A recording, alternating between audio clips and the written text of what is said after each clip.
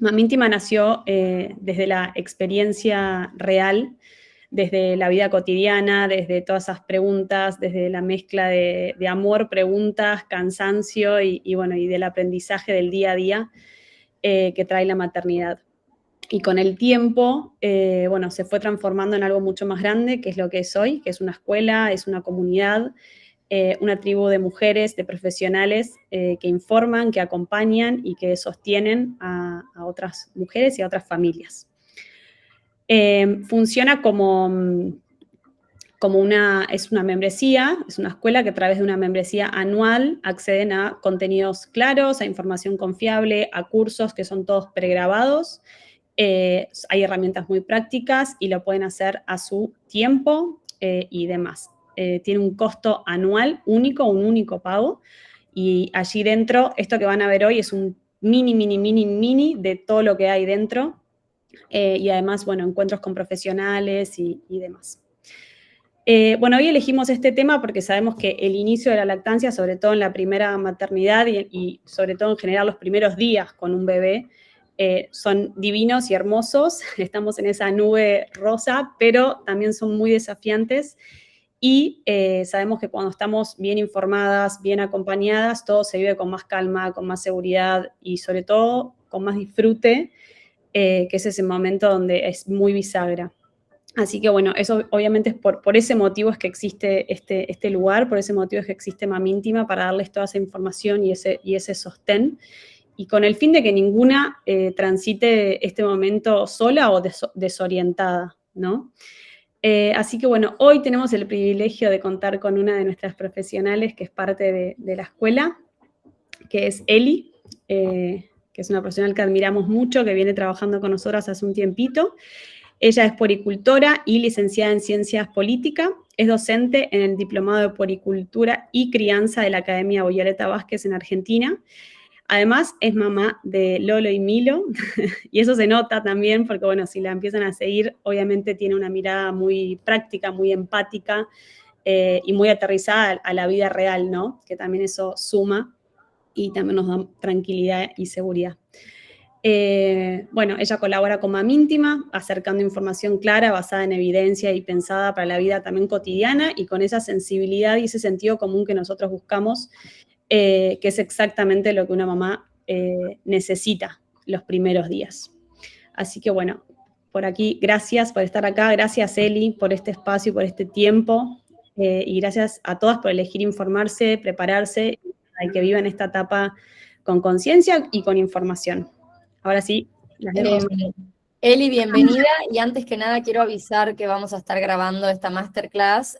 Al final va a haber un espacio de preguntas. Esto se elimina, o sea, no va a quedar grabado, así que pueden hablar y preguntar con total privacidad. La dejo a Eli, gracias chicas. Que se muten todas, así no tenemos problemas con el micrófono. Y si querés, Sofi, decir lo de la tormenta de Eli, solo para avisar. Yo dije, ¿qué tormenta? Bueno, hubo una tormenta en Argentina y por ahora venimos bien de señal, pero si se corta en algún momento, no se preocupen que bueno, que ya va a volver. Demora unos 2, 3 segundos, a veces 5, vamos a ver. Pero quédense que vuelve y nosotros seguimos. Sí, nosotros estamos acá. Pues se llega a cortar. Y otra cosa, tienen el chat acá abajo para si quieren ir preguntando cosas, o si Eli quiere preguntarles en qué semana están, o si están embarazadas, o si ya tienen sus bebés. Bueno, ahora sí, Eli, te dejamos. Bueno, muchas gracias, Cata, Sofi, por esta presentación también y por el espacio. Es un placer para mí compartir este momento con ustedes. Es dentro del rol de la profesión, de los lugares que más placer me da ocupar, que es la preparación prenatal, el acompañamiento prenatal. Me encanta, así que bueno, muchas gracias por este espacio. Gracias y les doy la bienvenida. Ahí chusmeé un poquito, vi al menos conectadas, todos nombres femeninos, pero bueno, si hay parejas acompañando y si hay personas en el entorno cercano, familia, amigas también, bienvenidos todos. Cualquier cosita me van contando por el chat. Bueno, y además decirles que es un placer para mí ser parte de Mami Íntima. Creo que es un espacio tan completo y tan humano, un equipo de personas con una mirada tan humana y tan empática y tan integral, ¿no? Sobre todo el enfoque para acompañar todas estas etapas de embarazo, parto, puerperio, lactancia y crianza, que da mucho placer. Bueno, ahora sí vamos a meternos de lleno en la masterclass. Yo quiero hacer una primera aclaración, y es que suelo acelerarme a medida que avanzo. Así que les voy a pedir con total sinceridad que me avisen cuando voy muy rápido, si no estoy siendo clara, y si necesitan que repita algo, porque ellos pueden abrir, creo, micrófono para eso, o ahí hacerme alguna carita, o avisarlo por el chat, así bajo un poquito. Sobre todo empiezo a correr cuando veo que el tiempo empieza a correr, porque me gusta conversar mucho. Pero voy a tratar hoy de ir despacito y de ser concisa en los contenidos que quiero compartir. Elegí este tema para esta clase con un objetivo que les decía hoy, me da mucho placer, pero que me parece que es súper importante, porque esto sí está documentado, que tiene que ver con acercar información oportuna, información basada en evidencia, sobre lo que ocurre, que es lo que vamos a hablar hoy, es más que nada esto, lo que ocurre fisiológicamente y también emocionalmente durante los primeros días en la vida de un bebé. Con el objetivo de que ustedes como familia puedan llegar a ese momento no mejor preparadas, ¿no? Este concepto en lo personal no me gusta, o no me siento cómoda, sino con expectativas un poco más ajustadas. Siento que las mujeres somos muy bombardeadas, a veces desde los medios, con imágenes sobre la maternidad, sobre la lactancia, sobre la crianza, que a veces no se ajustan a la realidad, un poquito lo que decía Cata al comienzo de este encuentro. Entonces, con expectativas un poco más ajustadas, más realistas sobre qué esperar, qué es habitual en este momento, y también para que puedan llegar con herramientas para identificar cuando algo esté sucediendo y cuando sea el momento de pedir ayuda a un profesional de la salud, específicamente de lo que me ocupo yo, que es un especialista en lactancia, vamos a ponerlo en esos términos. Hay puericultoras, asesoras, hay consultoras internacionales. Bueno, entonces ese es el objetivo de hoy. Obviamente voy a tratar de usar un vocabulario con llegada, vamos a decirlo así, para que sea fácil para ustedes. Van a ver que hay algunas cuestiones fáciles de comprender, que son un poquito más técnicas, pero bueno, la idea es que yo lo pueda adaptar a todo público, pero cualquier cosita, repito, me van preguntando si algo no se entiende. Podemos pasar. Bueno, tengo muchísimo para hablar de esto. Fisiología de la lactancia durante los primeros días. Muchos temas podríamos tocar, tenemos un tiempo acotado, así que elegí de una manera un poco caprichosa esos temas que quizás de la experiencia de la consulta prenatal personalizada con las familias, identifico como que surgen o traen dudas o a veces traen inquietudes, pero creo que son cositas que está bueno conocer desde antes, cómo funcionan, e insisto, qué tenemos que esperar, qué podemos esperar. Lo primero es el calostro, porque por ahí si alguna de las que está embarazada ahora me quiere contar, ya durante la gestación a veces surge esta pregunta o el miedo de voy a tener leche. Puede ser que si están embarazadas hayan visto en el corpiño alguna secreción o hayan visto algunas gotitas cuando se están bañando. Bueno, eso es precalostro. Ahora, si alguien todavía no vio nada, no es indicador de nada. No esperamos que haya secreción ahora durante la gestación. El calostro es la primera leche que tenemos, es leche, y tiene muchísimos beneficios, por eso quiero hablar sobre esto. Si uno la comparara con la leche de transición y la leche madura, que es lo que se produce después, el calostro tiene un aspecto un poco diferente, es más viscoso, puede tener un color más anaranjado, más amarillo, tendiendo a anaranjado, y también tiene una composición diferente, porque no es la función del calostro hacer engordar al bebé, voy a decir así, sino que los beneficios que tiene el calostro son más bien de propiedades antiinfecciosas. Por ejemplo, el calostro está lleno de inmunoglobulina, dije, secretora, de lactoferrina. La lactoferrina es una proteína muy importante que ordena un poco todo el sistema inmune del bebé. También factores de crecimiento. Entonces, seguramente habrán escuchado, por ejemplo, que algunas personas se refieren al calostro como la primera vacuna. Y tiene que ver con esto, por las propiedades inmunológicas que tiene.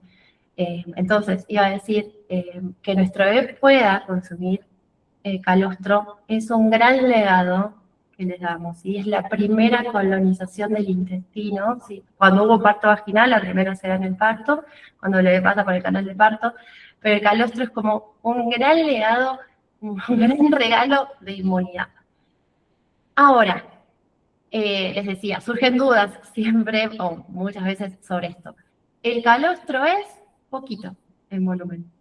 Entonces muchas veces esperamos que el primer día que haga unas tomas largas, como vemos en las películas, y eso no sucede, porque el calostro es poquito, pero suficiente. Y es poquito porque eso tiene una razón, y es porque el sistema de nuestro bebé, el sistema renal y el sistema, ¿no me sale? Cuando nos alimentamos, bueno, el estómago de nuestro bebé, alguien que por ahí... ¿Eh? El sistema digestivo. Digestivo, eso, no me salió. Está preparado solo para eso. El estómago de nuestro bebé es muy chiquitito, no puede recibir grandes volúmenes y no puede gestionar grandes volúmenes de leche. Por lo tanto, calostro es alimento esencial y es suficiente. Algo que me parece muy importante conocer durante la gestación es la bajada de la leche o subida de la leche, según en qué país estemos la vamos a conocer así, que es un evento fisiológico, está guiado por hormonas, es inflamatorio también, pero ¿qué quiero decir con esto? Que nos sucede a todas cuando después del nacimiento expulsamos la placenta. Cuando expulsamos la placenta, baja la progesterona y ahí puede comenzar a actuar una hormona que es muy importante para la lactancia, que se llama prolactina. Es la hormona más importante para la producción de la leche. Entonces, pasa eso y sucede este evento. La bajada de subida de la leche es clave porque pasa en un momento que es muy importante. Por lo general se da entre el segundo y el quinto día posparto. Es ahí, en el inicio del vínculo, en el inicio también de la lactancia. Y lo que es importante en relación a la bajada o la subida de la leche es el manejo. Entonces, ¿qué está bueno? Reconocer que puede haber una sintomatología asociada y que eso es esperable, que no hay que confundirla con la mastitis, muchas veces pasa eso, no es mastitis, y conocer algunas herramientas sobre cómo manejarla para que podamos pasar esos días, que se resuelve sola en unos días la situación, de la mejor manera posible en el inicio y el establecimiento de la lactancia. Después les voy a hablar un poquito más en detalle. Hay algo que me parece re importante saber, y es que al principio la lactancia se guía por un complejo equilibrio hormonal. Yo les puse ahí un control hormonal o endocrino y hay un control autocrino local. Al inicio es pura hormona. Les hablé de prolactina, que es la hormona que interviene en la producción. Hay otra hormona muy importante que es la oxitocina, que interviene en la eyección de la leche, que permite que la leche viaje por los conductos y salga. Y todo esto se da por un juego hormonal. Después de la bajada de la leche o la subida de la leche, que coincide con lo que se llama lactogénesis 2, anecdótico para ustedes, pero bueno, ya a medida que pasan los días, la lactancia pasa a un control más local, que quiere decir que cada teta comienza a producir de manera separada. Por eso es importante tener en cuenta no solo la frecuencia, sino que haya una transferencia de leche que sea equiparada en ambos pechos, ¿sí? Porque no voy a extender en esto, pero lo que empieza a actuar es algo que se llama FIL, factor inhibidor de la lactancia, que de alguna manera le da la información al cuerpo, es una proteína que está en la leche, que se empieza a acumular si no hay transferencia, y le da la información al cuerpo de cómo tiene que ir ajustando la producción. De esta manera, nuestro cuerpo ajusta la producción al volumen de leche que necesita nuestro bebé, cada bebé único. Por esto mismo que estoy diciendo entonces, se entiende que la teta no se vacía nunca, sino que la glándula mamaria produce en la medida que el bebé mama. Si me escuchan hablar de vaciamiento a mí, se lo digo esto, Cata, ya pasó, me refiero a un vaciamiento más alveolar, ¿sí? Más profundo. Si lo llego a decir, porque está bien el concepto, la teta no se vacía, ¿sí? Tiene que ver con el vaciamiento de los alveolos, que es donde se produce la leche. ¿Estamos bien ahí? Bien.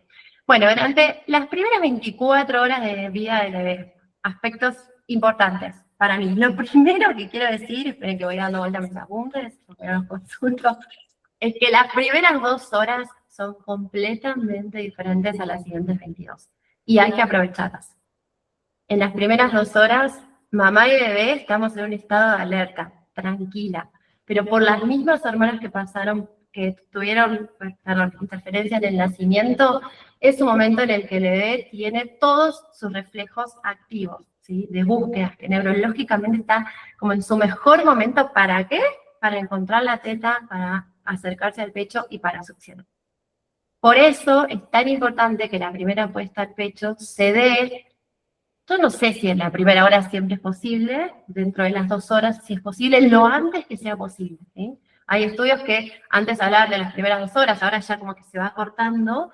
La primera hora, lo más importante para mí, porque también sé que hay protocolos institucionales, lo antes que sea posible, porque ese momento hay que aprovecharlo para esa primera puesta al pecho. Después lo que pasa es que el bebé entra en un periodo más de letargo, un sueño más profundo, obviamente por el mismo cansancio, y nos pasa lo mismo a nosotras, luego del parto, sea vaginal, sea por cesárea, y necesita como descansar. Y en ese momento a veces hay que hacer un poquito más de esfuerzo para despertar al bebé para que tome la teta. Entonces, esas primeras horas de momento de alerta, aprovechamos. Algo que es muy importante en los primeros días de vida del bebé, pero que pueden practicar durante toda la lactancia, es el contacto piel a piel, el COPAP. Puse ahí.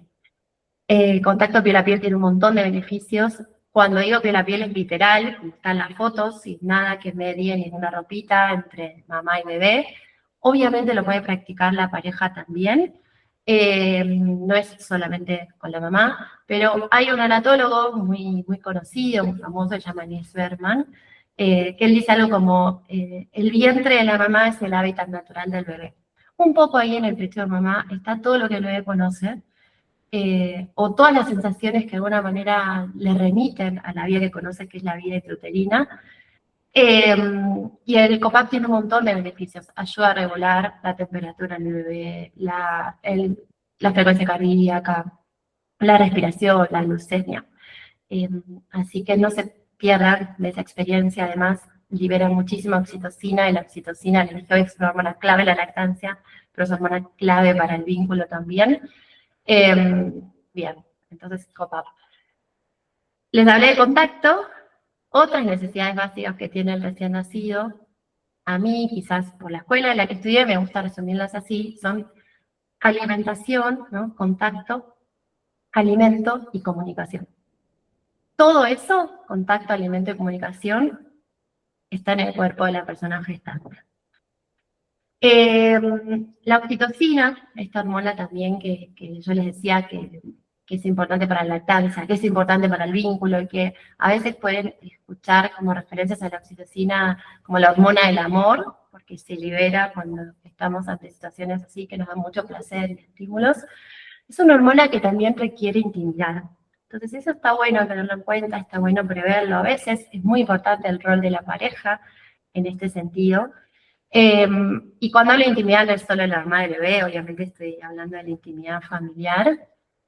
Pero esto está bueno tenerlo en cuenta desde ahora, por si nos llega a pasar después del nacimiento, que no tenemos ganas de recibir visitas, que no tenemos ganas de estar con mucha gente. Bueno, eso es totalmente esperable. En ese vínculo la intimidad es clave para la liberación de oxitocina. Y si yo tengo una consulta prenatal, y ahora, pero no lo puedo hacer porque no llegaría al tiempo, pero si tengo una consulta prenatal o me encuentro con una mamá en el primer día de vida del bebé, algo que yo le enseño es la mayor atracción manual. Esto lo pueden buscar. ¿Para qué? Porque la enseño durante la gestación y la podemos practicar a partir de la semana 32, 34 de gestación, no para sacar nada, no para extraer leche, pero sí para que la aprendan. Es una maniobra que es muy importante conocer porque es clave para distintos momentos de la lactancia. Entonces, en este primer día se puede usar la maniobra de extracción manual para extraer un poquito de calostro, que el calostro caiga por la boca de nuestro bebé, que pueda olfatear, lamer, reconocer dónde está el alimento, incluso para pasarnos un poco por la zona del complejo areola-pezón, donde saben que la leche tiene un montón de propiedades, están nutritivas, humectantes, y hace muy bien a esa zona de la piel. Pero bueno, si ustedes la buscan así, es una técnica de pasos sencillos, que además no duele, maniobra de extracción manual o cualquier cosita, las chicas solitas cuando pueden preguntar, yo puedo responder sobre esto, cómo es la técnica, porque sugiero conocerla y practicarla en las últimas semanas. Está bueno entrar en contacto con el propio cuerpo. Bueno, segundas 24 horas postparto. Puede ser que nuestro bebé empiece a demandar más seguido, ¿sí? Y eso está bien. No significa que, hoy les hablé de las siestas largas, durante el primer día, durante el segundo o tercer día, no significa que se esté quedando con hambre. Está bien y es lo esperable y es lo habitual. ¿Qué es muy importante para mí? Reconocer las señales de hambre. Yo le dejé ahí en el grafiquito, creo que las fotos se ven muy bien, quizás los títulos no, ahora se los cuento. Las señales de hambre se pueden clasificar en tempranas, intermedias y tardías. No voy a pasar por todas, solo voy a decir esto que para mí es básico. Bebé que se despierta es la primera señal de hambre. No tengo que esperar nada más. Bebé que se empieza a mover y se despierta. Luego sí, mueve las extremidades, empieza a buscar, se lleva la mano a la boca, saca la lengua, empieza a succionar. El llanto es señal tardía. ¿Qué quiero decir con esto? Que si nos podemos, o la sugerencia es que nos podamos adelantar en las tomas y no llegar al llanto. Puede ser que a la noche se me pasó, llegamos a... Sí. Lo que estoy queriendo decir es que no esperemos a que el bebé llore en todas las tomas para ofrecer la teta. Al revés. Adelantémonos, ¿sí? Cuando hablamos de libre demanda, un concepto que está súper extendido, hablamos de un mínimo entre 10 y 12 tomas en 24 horas. Es decir, que el bebé no toma ni cada 2, ni cada 3, ni cada 3 y media. Yo no tengo un tiempo, no tenemos un tiempo. Entonces, mínimo, de 10 a 12 tomas en 24 horas. Es con una frecuencia bastante ajustada. Algo que también vamos a tener, y a partir de este segundo o tercer día ya empezamos entonces a prestar atención a la libre demanda. A ofrecer en función a la libre demanda, atentos a las necesidades de hambre de nuestro bebé. También vamos a tener que poder identificar que el acople sea profundo y la succión sea efectiva ya ahora, en este segundo día. Si no empezamos a aguantar, si hay dolor, a creer que esto va a pasar, que porque el pezón no se tiene que curtir, no es necesario sufrir con la lactancia. Entonces, ya en este primer día, buscar la comodidad para que el acople sea profundo y chequear si la succión está siendo efectiva para chequear que haya transferencia de leche. En relación a esto, no hay una posición única para dar la teta, universalmente recomendada, pero las puericultoras solemos trabajar con algunas posiciones, como la posición biológica, la posición reversa o de cuna cruzada, se puede llamar según donde estemos, la posición de balón de rugby, que son posiciones que sugerimos para los primeros días con bebés recién nacidas, porque sabemos que cuidan la comodidad de la mamá y la comodidad del bebé para que el bebé pueda concentrar todos sus sentidos en la toma. Desde este lugar lo que buscamos a veces con estas posiciones para amamantar es que haya un acople profundo y que la succión sea efectiva, ¿sí? Buscando prevenir el dolor, porque cuando el acople es superficial probablemente lastime el pezón, y buscando contribuir a una transferencia óptima de leche. Un indicador muy importante que ustedes pueden conocer para chequear si la transferencia de leche está siendo efectiva son los pañales. En relación al PIS, los pañales van a ir acompañando la cantidad de días. Un día de vida, un pañal, 2 días de vida, buscamos que moje 2 pañales, hasta la bajada de la leche, la subida de la leche. Me tengo que acostumbrar mucho a decir esto. Voy a decirle bajada de la leche, que es como queda como garantía. Bajada de la leche, de la lactogénesis 2. A partir de ese momento donde se empieza del calostro, pasamos a una producción de leche en mayor cantidad, buscamos que los pañales aumenten. Y tener un mínimo de 6 pañales en el día mojados. Pero bueno, día 1, entonces en relación al pis, va a haber un pañal. Ahora, en relación a la caca, es importante conocer esto también. La primera caca del bebé es el meconio, es una caca como muy pastosa, con un color medio verde-negro. Y buscamos que esta caca, a medida que hay transferencia de leche, también vaya transicionando. ¿Sí? Hace una caca un poco más amarillo, mostaza, que es una caca que nos indica que hay transferencia de leche. Y lo otro que me parece importante para este primer día es que a veces se realizan procedimientos, acá en Argentina, creo que en la mayoría de los países también se realiza, por ejemplo, la prueba del talón, donde le sacan sangre al bebé del talón, o hay que aplicar vacunas. Bueno, esto está documentado, pero que el bebé tome la teta en esos momentos, por eso puse esta palabra tetanalgesia, está documentado que reduce el dolor y da muchos beneficios. Entonces es algo que pueden practicar. Podemos pasar. Voy a tomar un poquito de agua.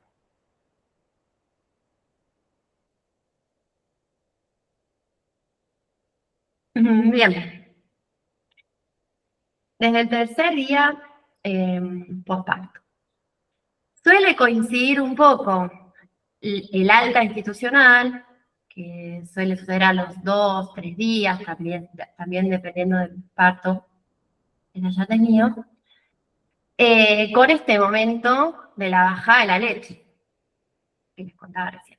Entonces esto es clave, porque muchas veces nos vamos a casa en un momento muy importante, en el que a veces se requiere acompañamiento para el manejo, o al menos esto que estamos haciendo ahora, tener información y algunas herramientas para ver cómo podemos manejar esa situación. ¿Qué es lo más importante en este proceso de la bajada de la leche? Es un proceso que yo les decía inflamatorio. ¿Qué podemos sentir? Que el pecho... ¿Qué podemos? Esto es re importante. Sí, hay una sintomatología, pero no quiere decir que todas las mujeres van a sentir lo mismo, y no pasa lo mismo cuando es el primer bebé, que el segundo, que el tercero, pero hay un abanico de cosas que se pueden sentir.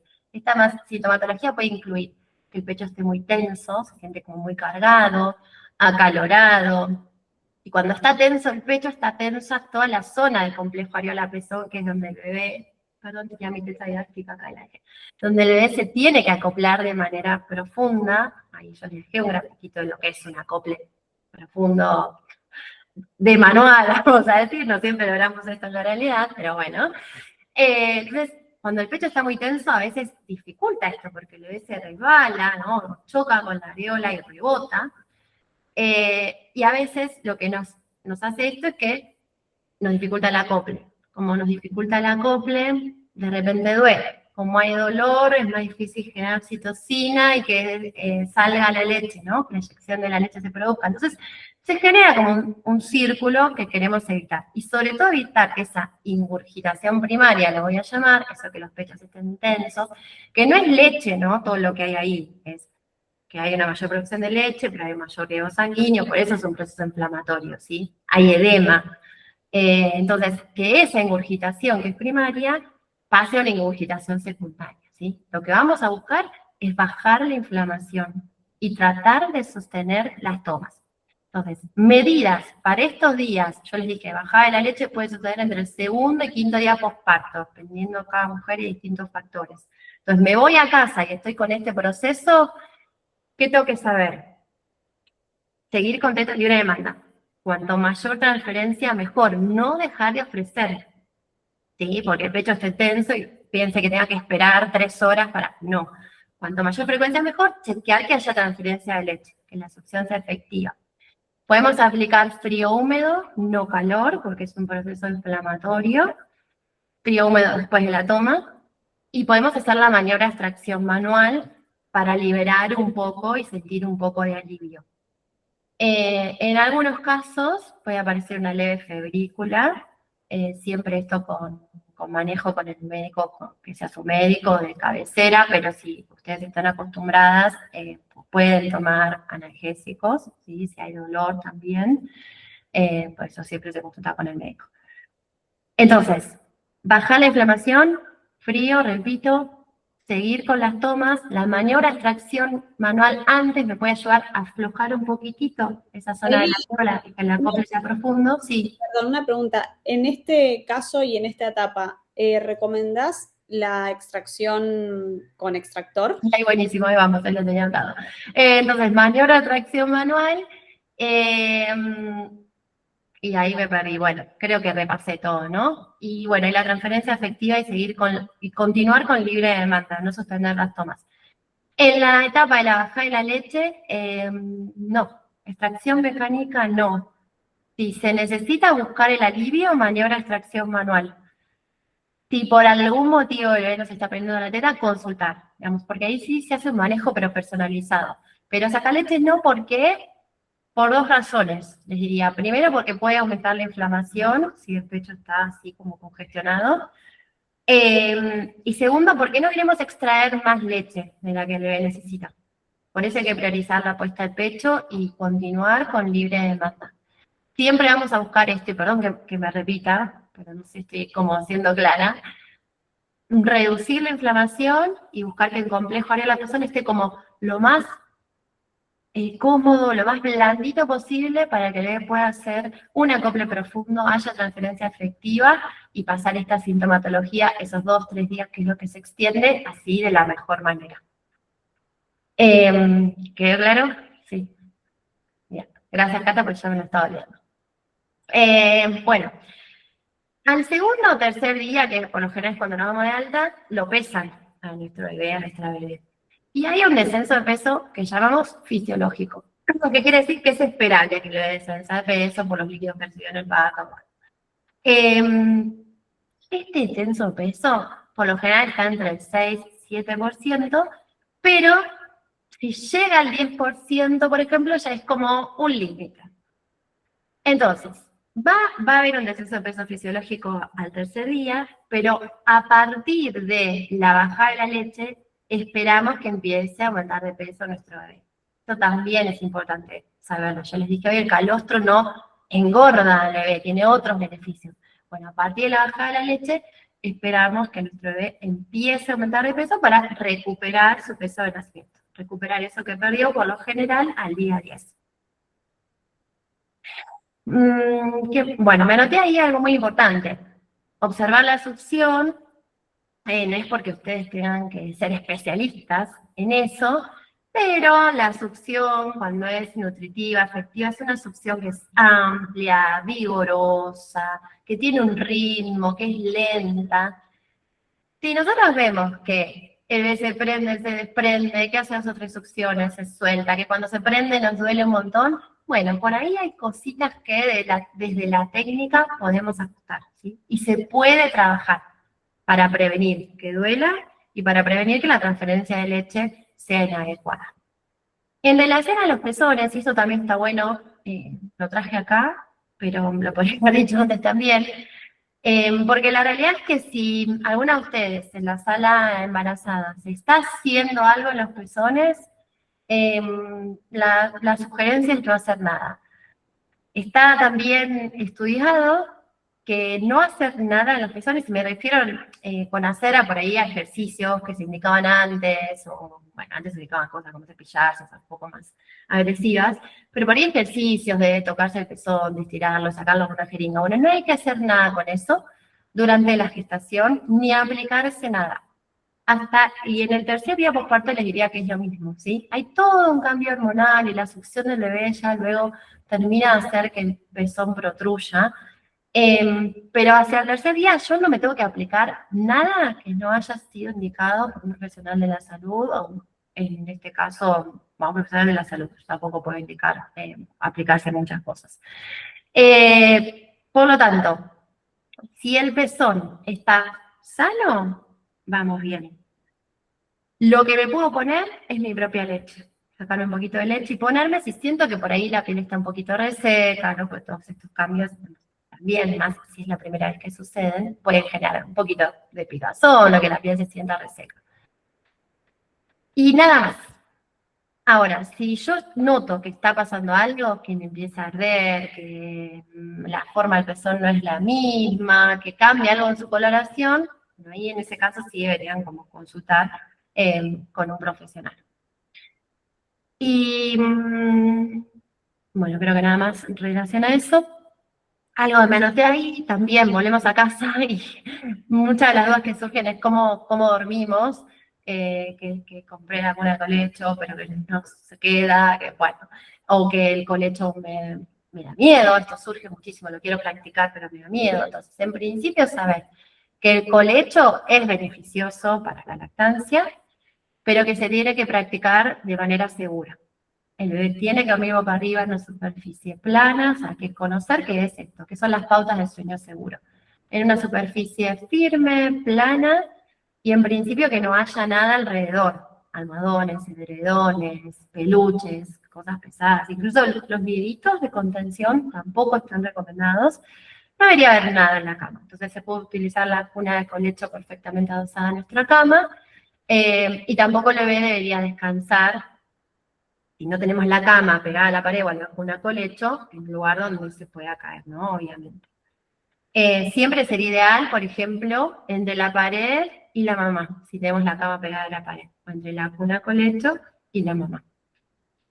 En el caso de que usemos sabanitas, por ejemplo, tienen que ir bien pegadas acá en la axila, no hay que bajar los brazos del bebé, y ahora vienen unas bolsas de dormir, se llaman acá, que son bastante útiles,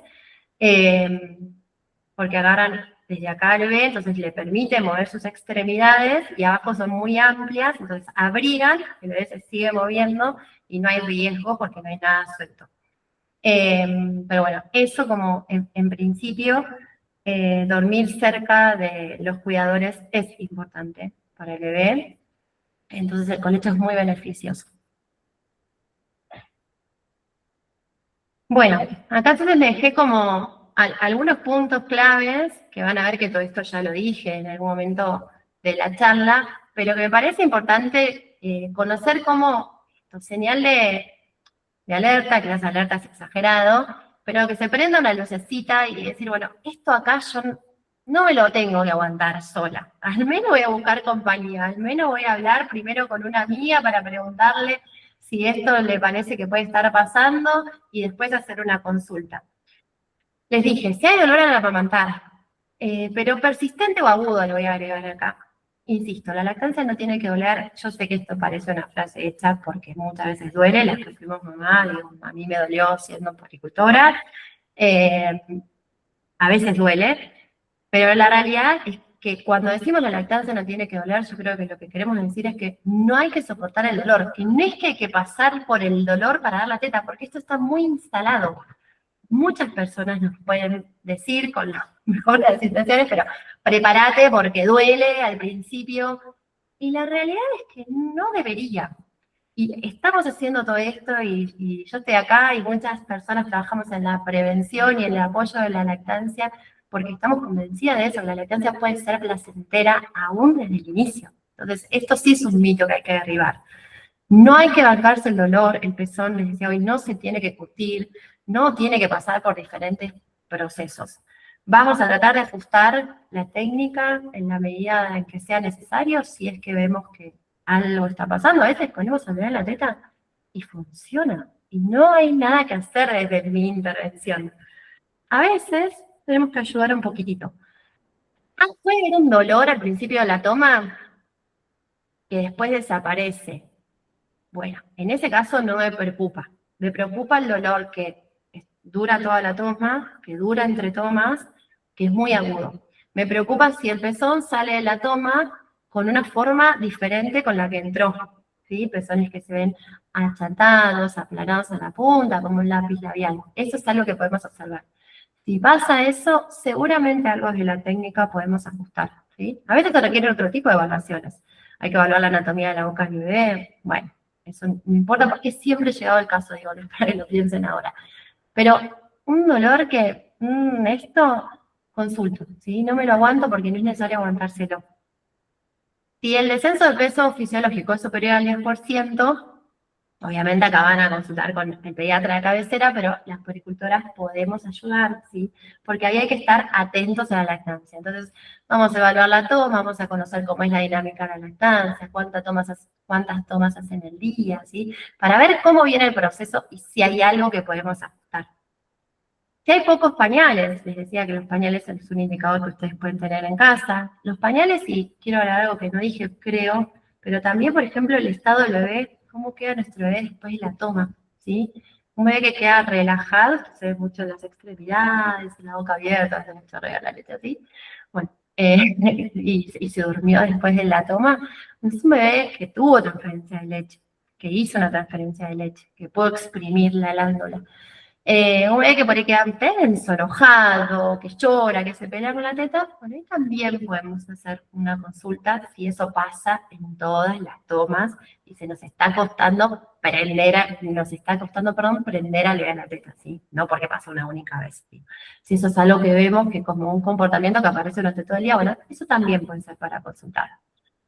Si hay pocos pañales, después de la bajada de la leche, o si después del día 4 todavía observamos caca meconial, también vamos a hacer una consulta con un profesional médico, con el pediatra.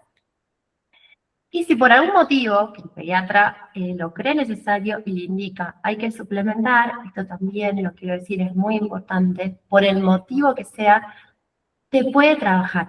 Siempre que haya deseo, una puericultora va a acompañar el deseo de la familia en función de sus posibilidades. Entonces, nunca vamos a imponer algo, pero siempre que haya deseo se puede trabajar. Que sea necesario suplementar no significa el fin de la lactancia para nada. Se puede trabajar para suplementar con leche humana, se puede trabajar en una lactancia mixta, se puede revertir una lactancia que comienza con mamadera y después transiciona hacia una lactancia exclusiva.